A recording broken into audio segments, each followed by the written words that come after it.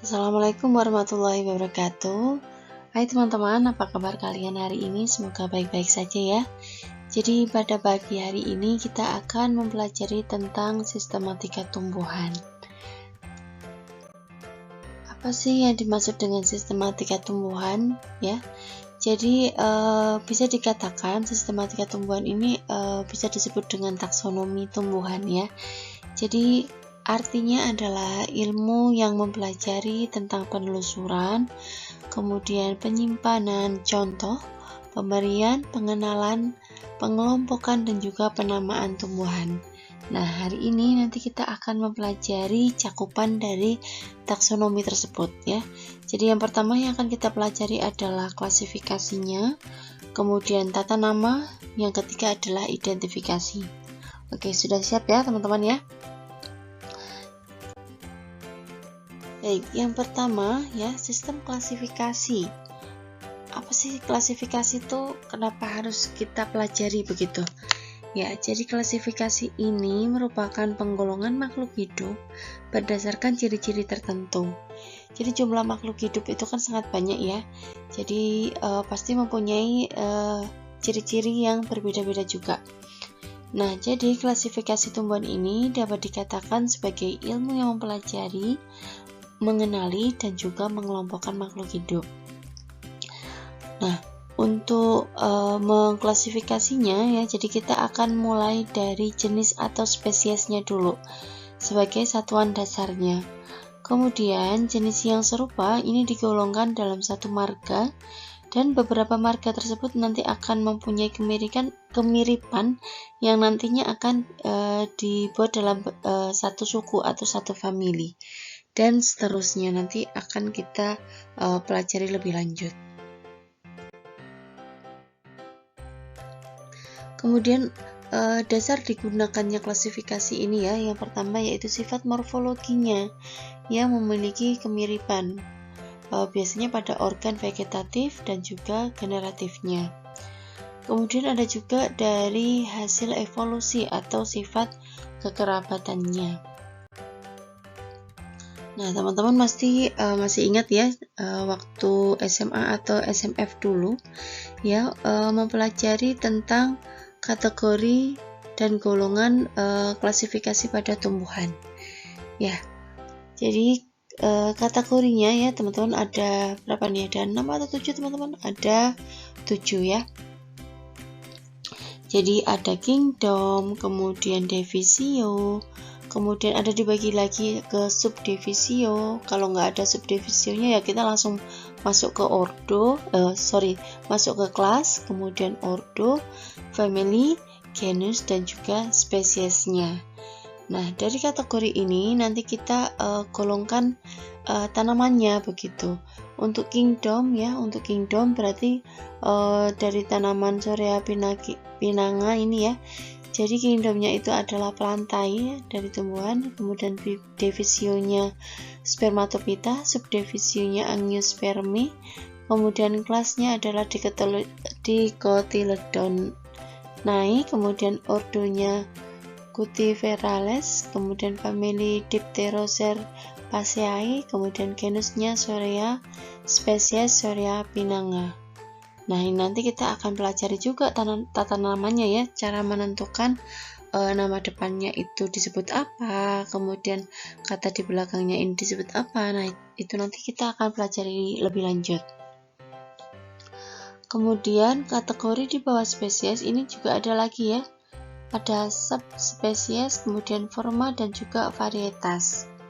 Nah, setiap kategori ini memiliki sub anak ya. Nah, ini contoh dari tanaman jagung, tomat, dan juga mawar. Jadi seperti yang sudah kita lihat di depan tadi ya, di awal. Jadi dari kingdom ini sama antara jagung, tomat, dan juga mawar. Dari kingdom plantae, kemudian divisionya ya. Divisionya ini juga sama ya, dari angiospermae. Kemudian kelasnya, nah dari kelas ini sudah mulai beda ya. Jadi untuk tomat sama mawar ini sama-sama kelas dikotil, Kemudian untuk jagung ini adalah monokotil. Nah teman-teman, untuk mengingat-ingat kembali, saya pengen teman-teman tuliskan di kolom komentar ya, apa sih beda dari monokotil dan dikotil. Nah mungkin pelajaran sebelumnya itu sudah disampaikan ya, monokotil itu apa, dikotil itu apa. Nah silahkan teman-teman tulis di kolom komentar pengertian dari monokotil dan dikotil. Kalau bisa dituliskan juga ciri-cirinya begitu. Saya tunggu jawabannya sekarang, karena ini nanti akan menjadi nilai tambahan untuk teman-teman begitu.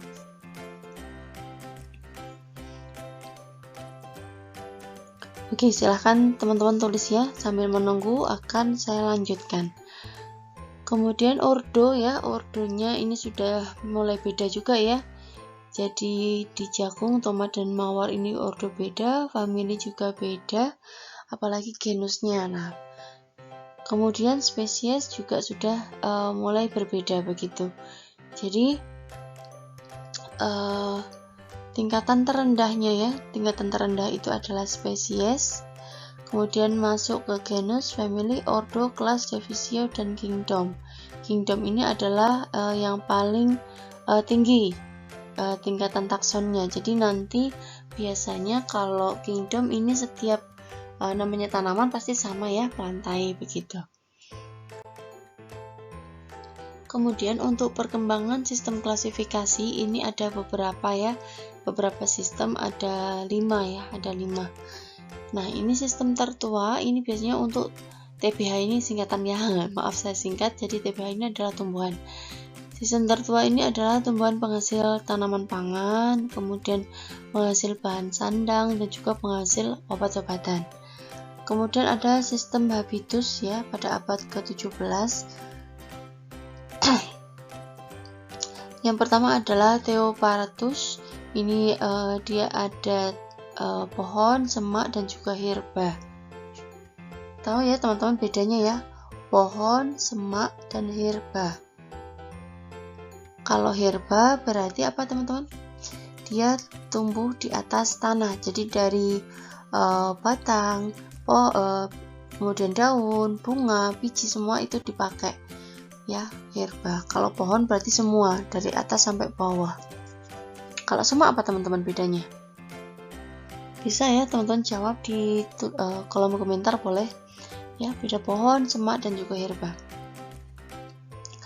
Nah dari John Ray ini ya sudah mulai dikembangkan lagi ya untuk herba.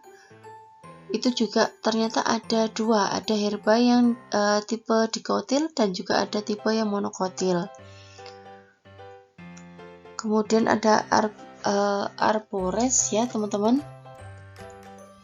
Jadi arboris ini adalah nama lain dari pohon ya, atau tumbuhan yang berkayu begitu. Itu juga pasti ya ada dikotil dan juga monokotil. Selanjutnya sistem klasifikasi yang alami ya atau natural ini mencerminkan keadaan sebenarnya yang ada di alam. Jadi sistem ini pertama kali dicetuskan oleh Michael Adamson ya pada tahun 1727 sampai 1806 dengan mengikutsertakan, memperhitungkan, dan memperlakukan dengan sama semua sifat yang dimiliki tumbuhan. Jadi tumbuhan yang memiliki jumlah kesamaan ciri-ciri terbesar ini dikelompokkan bersama-sama dengan memperhatikan fakta-fakta evolusinya atau kekerabatannya. Itu berdasarkan alam ya atau alami. Kemudian tidak sekedar menyederhanakan objek studi ya, jadi juga ingin mencerminkan apa yang sebenarnya dikehendaki oleh alam. Nah yang pertama ada Acatelodon ya, Acatelodon ini terdiri dari satu kelas dengan 6 suku, misalkan pada jamur, pak-pakuan, lumut, dan juga ganggang. Kemudian yang kelas kedua ada monokotil, yang kelas 3 adalah ada dikotil begitu. Selanjutnya sistem klasifikasi buatan ya, didasarkan pada satu ada beberapa perbedaan morfologi. Jadi tujuan utamanya adalah untuk mempermudah pengenalannya begitu. Sekarang klasifikasi ini jarang dipakai karena sudah tidak berimbang dengan kemajuan ilmu pengetahuan. Selanjutnya, sistem klasifikasi filogenetik ya. Jadi penggolongan tumbuhan dari sederhana sampai kompleks. Nah, jadi dari yang paling sederhana sampai paling kompleks ini masuk ke sistem klasifikasi filogenetik. Jadi filogeni ini merupakan perkembangan sejarah garis-garis evolusi dalam suatu golongan makhluk hidup. Jadi dapat diartikan sebagai asal dan evolusi suatu takson. Klasifikasi ini menekankan keeratan hubungan kekerabatan nenek moyang takson satu dengan yang lainnya. Jadi sistem ini menciptakan penggolongan tumbuhan sekaligus mencerminkan urutan-urutan golongan tersebut dalam mengembangkan filogenetiknya yang menunjukkan tingkat kekerabatan. Sistem ini lahir setelah muncul teori evolusi dari Charles Darwin dalam bukunya The Origin of Species, bahwa makhluk hidup yang ada sekarang merupakan hasil evolusi dari bentuk yang sederhana menjadi bentuk yang kompleks. Contoh yaitu sistem klasifikasi ciptaan Engel dan Prandtl ya pada abad 19 yang banyak dianut. Selanjutnya, manfaat klasifikasi ini yaitu yang pertama, menyederhanakan objek studi agar mudah dipelajari, kemudian mendeskripsikan ciri-ciri makhluk hidup untuk membedakan tiap jenis, kemudian mengelompokkan makhluk hidup berdasarkan persamaan ciri-cirinya, dan juga untuk mengetahui hubungan kekerabatan dan sejarah evolusinya. Nah, saya pengen teman-teman mengingat kembali ya, kan tadi sudah saya jelaskan ya, tanpa membuka video sebelumnya atau slide sebelumnya ya, silahkan teman-teman tulis ya sekarang di kolom komentar. Jadi apapun yang saya minta untuk menuliskan di kolom komentar itu akan menjadi nilai tambahan untuk teman-teman, istilahnya jadi nilai plus begitu ya.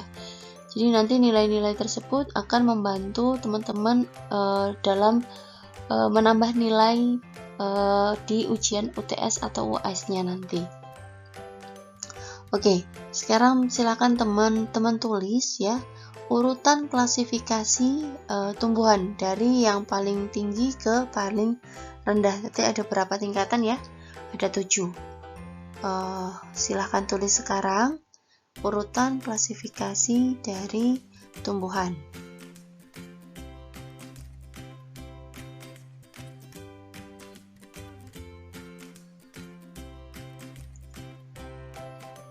Sudah?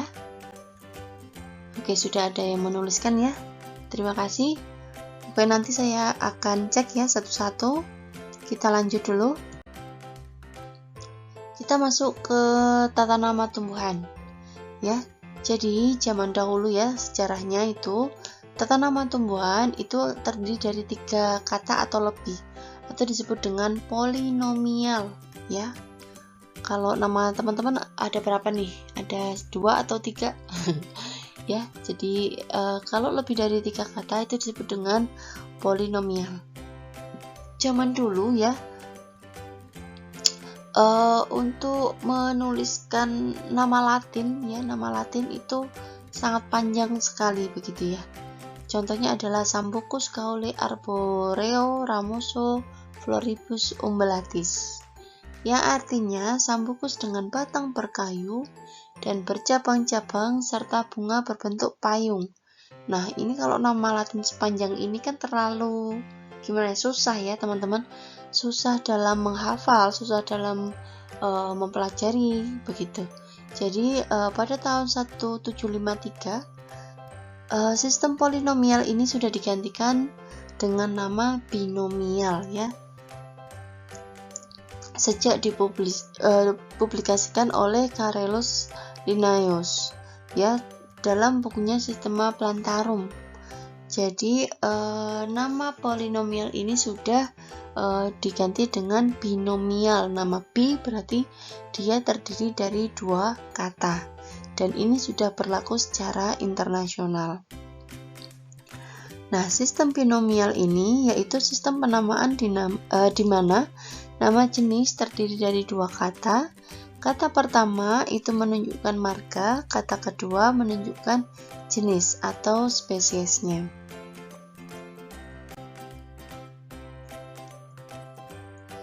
Nah, ini ya, teman-teman. Ini adalah Bapak Carolus Linnaeus. Kalau dilihat dari fotonya, dia dari mana nih teman-teman? Dari bangsa Romawi ya, dari rambutnya bagus ya, dari rambutnya, kemudian pakaiannya ya. Jadi ini adalah Bapak Carolus Linnaeus.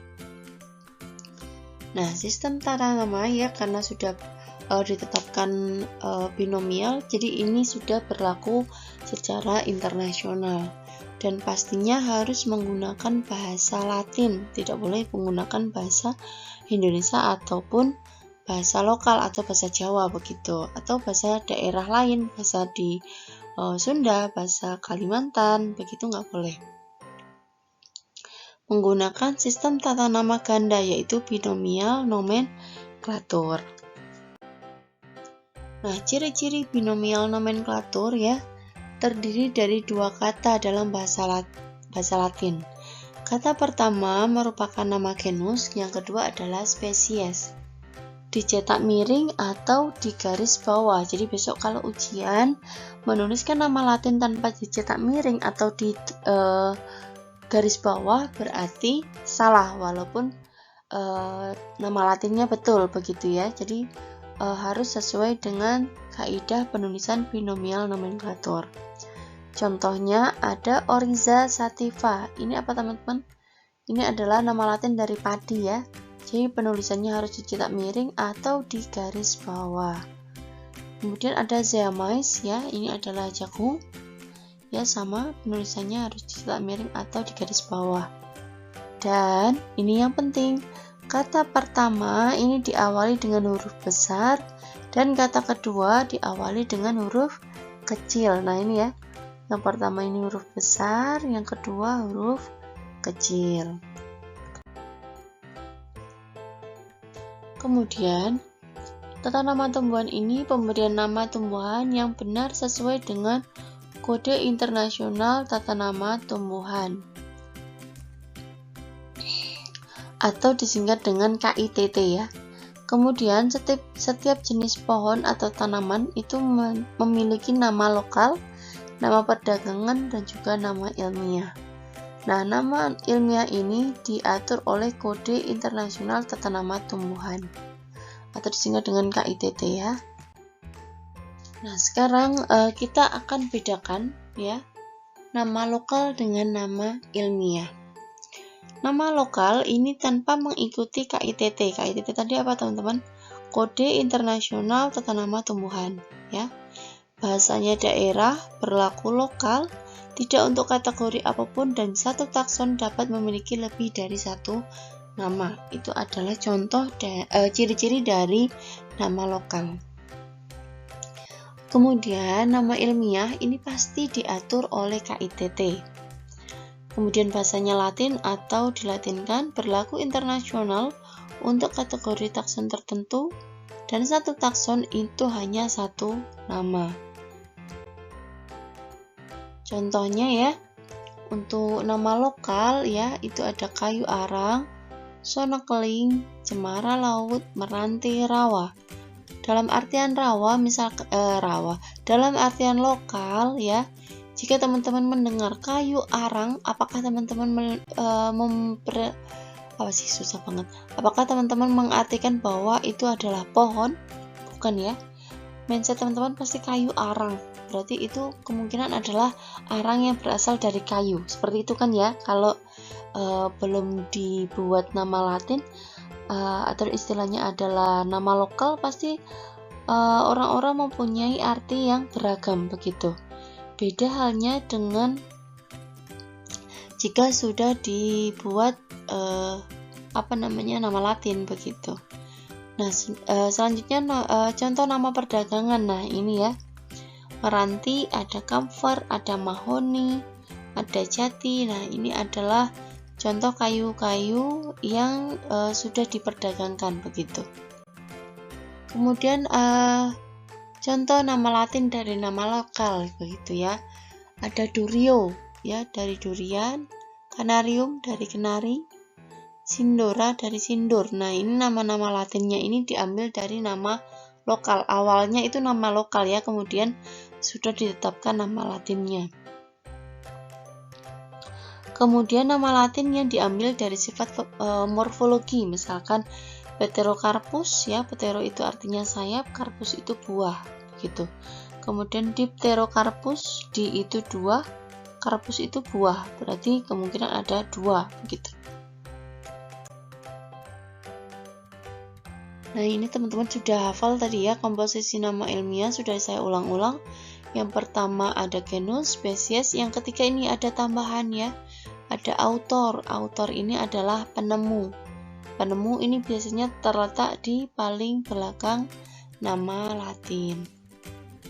Contohnya Daucus carota L. Daucus itu genus, carota ini spesies, L-nya adalah nama penemu. Nah, untuk nama-nama genus ya, cirinya misalkan teman-teman mau mengajukan nama genus begitu ya, itu syaratnya itu tidak boleh kata benda tunggal. Ini artinya adalah kata benda tunggal dalam bahasa Latin yang dilatinkan dengan inisial huruf besar. Setelah penulisan pertama pada genus yang sama itu boleh disingkat, misalkan Quercus alba. Padahal itu ada dua ya, ada Quercus alba, ada Quercus rubra. Yang membedakan hanya spesies. Nah, nama Quercus itu boleh disingkat begitu. Nah, syarat untuk genus itu tidak boleh terlalu panjang namanya ya. Dan juga tidak boleh menggunakan nama yang sama dengan jenisnya atau spesiesnya. Misalkan Salaka, Salaka. Nah, kalau kita mengucapkan kan mirip ya. Salaka, Salaka. Nah, itu kan walaupun tulisannya S sama Z itu beda, tapi pengucapannya mirip, itu tidak diperbolehkan begitu. Kemudian untuk penunjuk jenis atau spesies, ini biasanya merupakan kata sifat akhirannya disesuaikan dengan nama marga biasanya ya. Contoh Syzygium aromaticum. Ini apa teman-teman? Nama Latin dari apa ayo? Dari cengkeh ya. Dalam bahasa Latin ini atau dilatinkan bisa berasal dari berbagai bentuk, misalkan nama orang, nama tempat, nama umum. Kemudian tidak boleh terlalu panjang, tidak mengulang nama marga, dan ditulis dengan huruf kecil. Apabila terdiri dari dua kata harus diberi tanda sambung, misalkan Hibiscus rosa sinensis. Nah, ini tetap harus dua kata ya. Karena ini ada tiga kata, makanya supaya terbentuk dua kata, rosa sinensisnya ini harus diberi tanda hubung. Kemudian untuk spesies atau jenis ini bisa diambil dari nama tempat ya. Misalkan ini ya, Sorea javanica. Nah, javanica ini biasanya berasal dari Jawa, misalkan begitu. Kemudian nama lokal ya. Jadi Carica papaya. Nah, papaya ini juga nama lokal ya, pepaya. Nah, papaya itu boleh. Kemudian dari sifat morfologinya ya, Diospyros cauliflora. Nah, ini juga dari morfologi. Kemudian tempat tumbuhnya, misalkan Ficus montana. Nah, Montana vulcanica. Nah, ini adalah biasanya tempat tumbuh dari tanaman tersebut begitu. Nah, ini sudah ya tadi ya contoh nama Latin yang menunjukkan nama genus dan juga spesies. Nah, PR lagi, bukan PR sih, tugas sekarang ya. Tugas sekarang untuk menambah keaktifan teman-teman ya. Silakan tulis di kolom komentar satu aja yang teman-teman tahu nama Latin dari tanaman. Tidak boleh diambil dari yang sudah saya jelaskan tadi ya. yang lain, jangan jagung, jangan padi, ya, yang teman-teman tahu selain yang sudah disebutkan tadi. Oke, cepet-cepetan ya, silahkan tulis sekarang di kolom komentar. Saya tunggu teman-teman.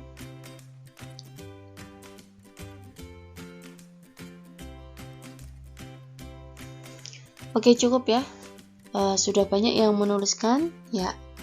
Yang penting jawaban kalian itu harus sesuai dengan kaidah penulisan nama Latin ya. Walaupun jawabannya betul, kalau penulisan nama Latinnya salah, berarti salah. Karena di kolom komentar itu tidak ada garis bawah atau cetak miring, tuliskan aja dalam kurung ya. Dalam kurung dicetak miring, begitu boleh ya. Oke, lanjut. Kemudian author ya, tadi sudah ya, author itu menemu boleh dituliskan di belakang ya. Untuk author ya, ini hendaknya author ini kan pasti dicantumkan di paling belakang, di belakang nama Latin ya. Tapi jika namanya itu terlalu panjang ya harus disingkat, begitu, misalkan L begitu ya. Tapi kalau namanya itu pendek ya, sangat pendek, itu nggak harus disingkat, nggak apa-apa begitu. Misalkan ini ya, nih Venus Mercury joke at the Frias. Nah ini kan panjang sekali ya, bisa disingkat J begitu ya. Atau untuk yang nama autornya singkat pendek, nah itu boleh dituliskan namanya, misalkan Nielsen begitu. Lanjut. Kemudian penamaan kultivar dan varietas ya. Nama kultivar ini biasanya disingkat dengan C.V, tidak dalam bahasa Latin atau dilatinkan. Misalkan Mangifera indica, C.V, harum manis itu ya. Jadi itu tidak perlu ditulis di nama Latin, itu hanya kultivarnya. Kemudian kalau varietas ini boleh disingkat var, ditulis dalam nama Latinnya var ya. Jadi misalkan Licuala gracialis var gracialis gitu, Oryza sativa var javanica. Nah itu boleh, silahkan ditulis varietasnya. Kemudian jika misal ada revisi ya, misalkan untuk menemukan nama yang benar ya, pasti penemu-penemu ini akan melakukan revisi nama Latinnya. Misalkan pada awalnya ya Albizia falcata, kemudian direvisi Albizia falcataria, kemudian direvisi lagi oleh Nielsen ya, Paraseriantes falcataria. Nah, mungkin para penemu ini mempunyai alasan tersendiri kenapa nama Latinnya ini direvisi begitu. Tetap ya teman-teman harus mengikuti kaidah KITT untuk merevisi nama Latin. Selanjutnya kita masuk ke identifikasi ya. Jadi identifikasi ini merupakan pengenalan termasuk nama, tempat dalam klasifikasi. Ada dua macam identifikasi ya. Terhadap tumbuhan yang belum dikenal ya. Jadi kalau teman-teman belum tahu tumbuhan itu apa dan belum ada nama Latinnya, ini bisa kalian identifikasi dulu, kemudian bisa nanti kalian usulkan nama Latinnya ya. Tapi ya itu ya harus dibuat berdasarkan KITT. Kemudian yang kedua, terhadap tumbuhan yang sudah dikenal dalam ilmu pengetahuan tapi belum tahu nama tanamannya. Nah ini bisa kita identifikasi. Nah, teknik untuk mengidentifikasi ini ada 4 ya. Bertanya langsung pada ahlinya, ahli botaninya begitu ya. Kemudian mencocokkan dengan herbarium. Ada yang mencocokkan dengan uraian gambar pada buku flora dan menggunakan kunci identifikasi. Nah, nanti teman-teman juga ada tugas nih ya. Entah salah satu ya dari teknik ini nanti bisa teman-teman pakai dalam tugas tersebut begitu. Nah, pengertian dari herbarium itu apa sih? Jadi herbarium itu bagian tumbuhan atau spesimen yang diawetkan. Jadi tempat penyimpanan spesimen yang diawetkan. Contohnya pada herbarium di Cibinong. Ya, ada di Cibinong ya. Di sana banyak sekali tumbuhan-tumbuhan yang diawetkan begitu. Kemudian pada buku flora ini juga ada ya. Flora itu ada banyak ya buku flora. Flora of Java 1-3 karangan oleh Baker and Van den Brink. Kemudian Flora of Djibouti, Flora of Malaysiana itu juga ada ya. Kemudian monografi ini menguraikan flora suatu takson tertentu ya. Jadi buku-buku ini kita gunakan untuk keperluan identifikasi spesimen yang kita bawa dari lapangan dan juga harus dikeringkan terlebih dahulu.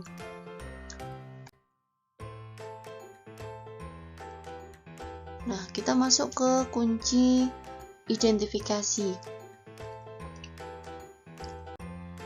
Kunci identifikasi yaitu analisa buatan yang berisi ciri-ciri khas suatu takson tumbuhan yang disusun sedemikian rupa sehingga selangkah demi selangkah si pemakai kunci dipaksa untuk memilih satu di antara dua pilihan. Nah, teman-teman jangan sampai terpaksa ya untuk memilih satu di antara dua pilihan.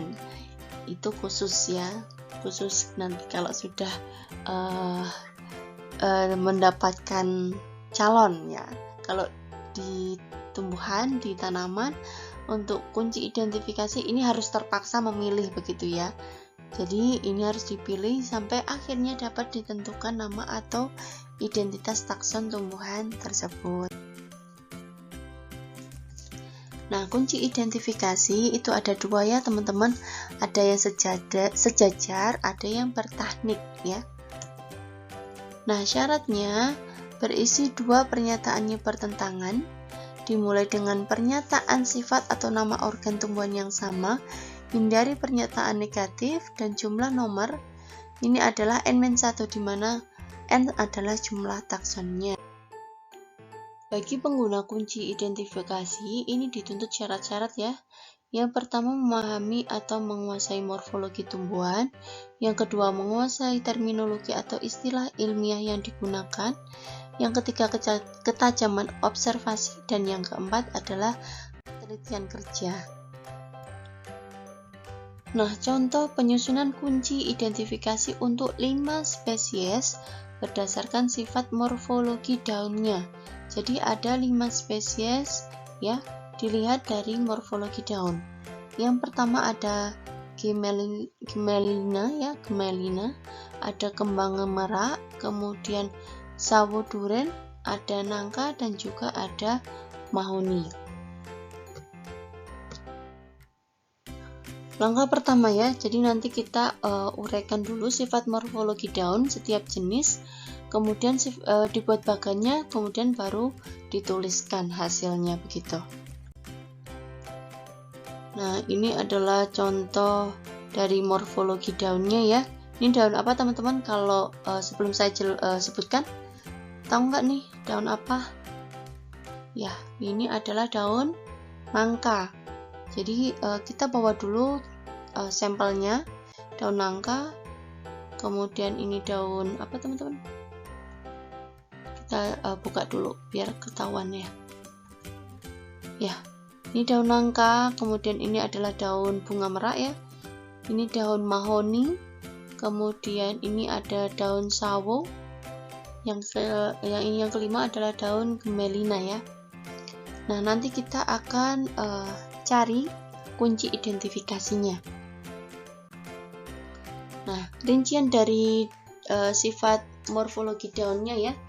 Yang pertama ada gemelina ya, daunnya tunggal opposite. Kemudian bunga merak ya, bunga merak daunnya majemuk menyirip ganda ya, gandanya ada ganda 2. Ganda 2 ini dalam artian berarti genap ya, karena menyiripnya gandanya genap. Kalau satu berarti ganjil. Kemudian Yang ketiga ada sawo ya, dia daunnya tunggal, kemudian berwarna coklat. Kemudian daun nangka ini juga tunggal. Yang terakhir mahoni, ini daun majemuk menyirip ganda ganda tunggal, apa sih tadi, tunggal ya, betul, ganda tunggal. Nah, contoh bagan kunci konsepnya begitu. Nah, untuk yang pertama kita pisahkan dulu daunnya. Daunnya tunggal atau majemuk. Yang tunggal berarti tadi ada apa, teman-teman, masih ingat nggak? Ya, jadi tunggal kita pisahkan dulu, majemuk kita pisahkan.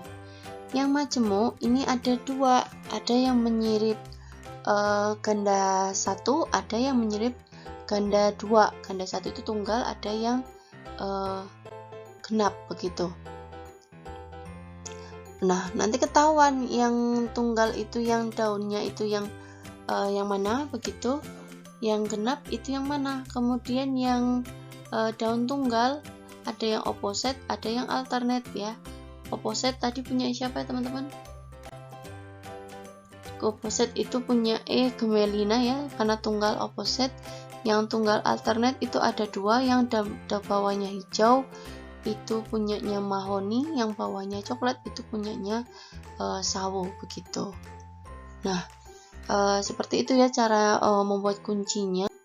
Kemudian untuk kunci identifikasi bentuk sejajar ya, jadi seperti ini, ada daun majemuk, ada daun tunggal. Nah, untuk majemuk, kalau ini yang bentuk sejajar ya, daun majemuk, kita langsung masuk ke nomor 2. Majemuk itu yang mana? Ganda, yang ganda tunggal, ganda ganjil atau ganda genap begitu ya. Kalau ganda ganjil berarti punyanya si Macrophylla. Ini Macrophylla tadi dari mahoni begitu. Kemudian kalau tunggal, daunnya tunggal berarti masuk ke nomor 3 begitu. Kalau majemuk berarti masuk ke nomor 2, yang tunggal masuk nomor 3. Nomor 3 dia opposite atau alternate begitu ya. Kemudian kalau alternate itu ada 2, masuk ke nomor 4. Bawahnya hijau atau coklat, hampir mirip dengan skema yang tadi. Cuman ini dibentuk sejajar. Nanti ada lagi yang bentuknya bertahnik ya, teman-teman. Tapi sama ya, sama. Jadi ada majemuk, ada tunggal, kemudian nanti tinggal kita pilahkan lagi kalau majemuk menyiripnya menyirip tunggal atau menyirip ganda. Kemudian kalau daun tunggal, daunnya opposite atau alternate, seperti itu. Gampang ya. Nah, sekarang yang terakhir ya, tugas individu ya. Ini tugas dari setiap individu untuk menuliskan satu tanaman ya. Jadi ini tidak perlu ditulis di kolom komentar ya, karena ini banyak sekali, teman-teman harus mencari dulu literaturnya ya. Jadi mencari kunci identifikasi satu tanaman yang teman-teman pengen ya, kemudian dicari di literatur.